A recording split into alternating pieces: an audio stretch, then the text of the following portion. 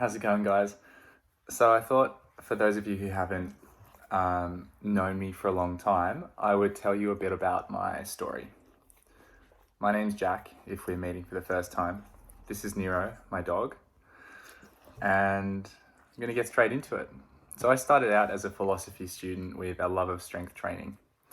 I used to go to uni, fill my head with abstract ideas, plug into lectures and really enjoy it. And then I would go and hit the gym, mainly Olympic weightlifting, bodyweight training. But basically I would just train as hard as I could for hours at a time. On the outside, I was doing everything right. I was getting HDs in my subjects. I was hitting PBs in the gym. I felt good in my body. And yeah, as a young guy, that was enough. But things kind of started to fall apart at a certain point. My dad was diagnosed with leukemia, and week by week, at a certain point, he started deteriorating. And week by week, I would train harder. I desperately wanted things to feel normal, and I think so did he. But they weren't normal, and no amount of me training would change that. One Thursday, he deteriorated pretty quickly and had to go to the hospital. And the next Thursday, my brothers, my mum and I sat around his bed and turned off his life support. This was, needless to say, probably one of the hardest times in my life, but at the same time, I felt this strange numbness, like a strange emptiness around it. I couldn't sit and melt down. I couldn't cry. I had to just, whatever emotion I felt had to be channeled straight into my training. I used it as fuel to build like a muscular body, to build a strong body, and to feel that I was attacking life. And I think that was because I was afraid of life. So months went past like this, and I still didn't feel anything, or nothing that I could sit with at least. And I felt like I had to hold it together for my mum because obviously she was struggling. So yeah, it was tough. I went out with my girlfriend one dinner, my then girlfriend, and I had an existential crisis. I had like a panic attack about dying at the table while we were out in the city. And I became a bit of a wreck. My body gave out. I couldn't walk because I'd hurt my back so badly at one point. And with training off the table, I had no outlet anymore. I became a really difficult person to be around. I wasn't good in my relationship. I had no empathy to give, not to myself or to anyone else really. So I was just surviving. And I tried to open up and to do my best at being a lover, but I couldn't. And she broke up with me. And eventually it all came up. I was seriously, like, my existence was just pure suffering at that point. I couldn't imagine how it could get worse. And I didn't want to keep living, but I was also terrified of dying. So I was kind of fucking stuck. I had no choice. I had to surrender. I had to give up on feeling better. I had to stop wriggling and trying to get out of my own skin and just accept it all and let it flow through me. So I learned to sit, breathe, observe, and feel what I needed to feel, just minutes at a time.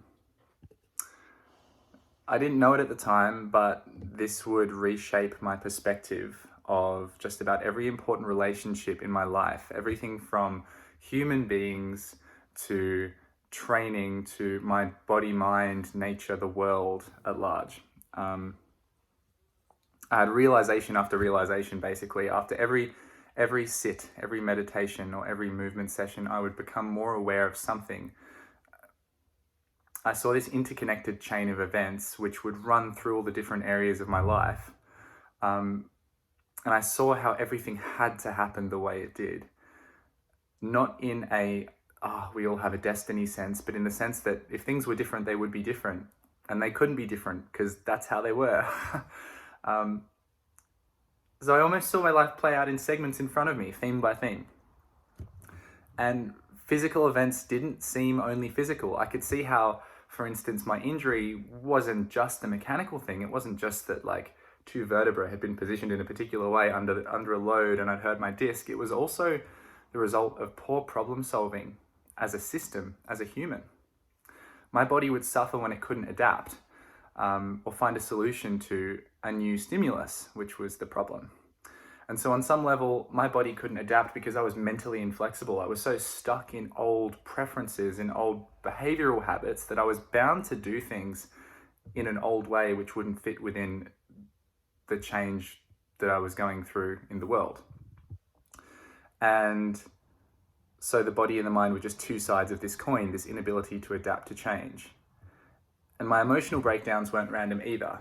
They would come at times when I no longer had the energy to hold myself together. And my psychological injuries, my emotional suffering would persist as long as I stifled those feelings. And that was the result of being tense in my body.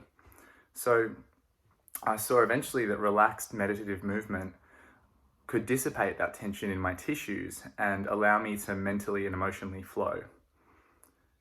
So it's really a continuum. It's one system which ranges from the more physical layers to the more mental, emotional, or abstract layers, but all of them coexist and affect one another in a very, very real way. And the theme overall that I saw was that the nervous system, which manages our entire human experience, was designed to flow. And when neural signals become distorted by a process of overthinking, over-tensing, over-protecting, then even the simplest things in life become tremendously difficult, as I'm sure you will have in your own experience. So energy came to me when I became more well attuned, when I learned to breathe, sense, move, think, and digest harmoniously.